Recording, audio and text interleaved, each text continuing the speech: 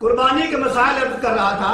آج کا ہمارا پہلا مسئلہ یہ ہے کہ جو جانور ذبح کیا جاتا ہے قربانی کا، اس کا جو خون نکلتا ہے، بعض لوگ اس خون کے اندر پاؤنڈ بوتے ہیں، اور ان کا یہ ذہن ہے کہ ایسا کرنے کے ساتھ پورا سال آدمی کو نظر نہیں لگتی، آدمی کے گھر میں پریشانیاں نہیں ہوتی اور جادو سائے کا مسئلہ نہیں بنتا۔ تو میرے دل بھائی، یہ صراحتاً بدعت ہے۔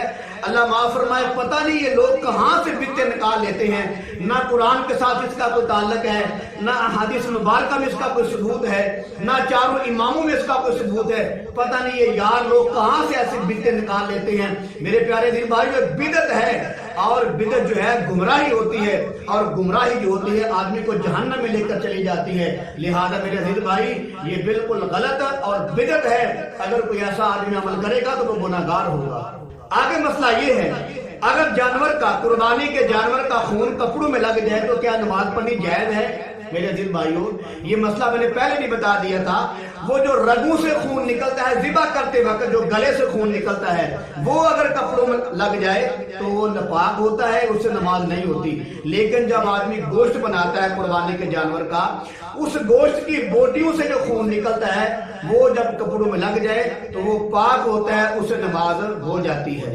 آگے مسئلہ یہ ہے، ایک آدمی نے بڑا جانور لیا جس کے 7 حصے ہیں، تو اس آدمی نے اس 7 حصوں میں سے ایک دو حصہ اپنے بچے کے عقیقے کا رکھ لیا، تو کیا یہ جائز ہے؟ تو میرے عزیز بھائی، قربانی کے جانور میں عقیقے کا حصہ رکھ لینا یہ جائز ہے، اور ایسے قربانی خراب نہیں ہوتی۔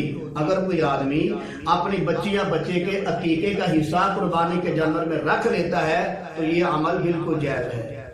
آگے مسئلہ یہ ہے کہ بائیں ہاتھ کے ساتھ، کھبے ہاتھ نہ، بائیں ہاتھ کے ساتھ کیا قربانی کرنا، قربانی کے جانور کو ذبح کرنا یہ جائز ہے کہ نہیں؟ میرے عزیز بھائی، سنت عمل تو یہ ہے کہ دائیں ہاتھ سے جانور کو ذبح کیا جائے۔